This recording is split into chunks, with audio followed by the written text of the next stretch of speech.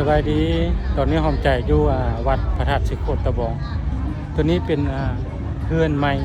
บูฮานเนาะเพื่อนไม้บูฮานหอมใจมาเห็นแล้วงามประทับใจหลายเพราะว่าเพื่อนไม้หลังนี้เนาะเพิ่นจะเฮ็ดเป็นไม้เบิดเลยเนาะนับมาตั้งแต่เป็นเสาเป็นขั้นไดเนาะเป็นทรงลาวบูฮานเลยและกำลังค่ากับมุ่งด้วยไม้เนาะอันนี้เป็นเอกลักษณ์เป็นทรงลาวบูฮานงามหลายพี่น้องตัวนี้เพิ่นทาสีออกสีเทาๆเป็นสีไม้ถ้าจะผ้าขึ้นไปเบิ้งเทิงๆนำเนาะอันนี้เพิ่นไม้แบบสีหาเบิ้งได้ยากเลยเด้อพี่น้องเด้อตัวนี้เพราะว่าเพิ่นจะมุงหลังคาเป็นไม้ไปเลยนี่เนาะส่วนทางนอก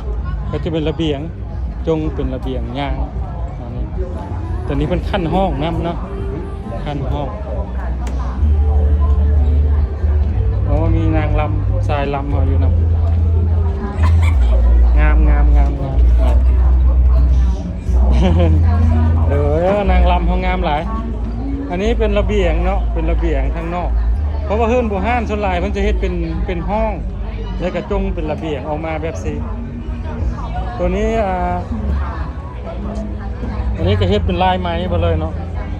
ทรงลายไม้เป็นขั้นใดทรงบูฮานเลยงามหลาย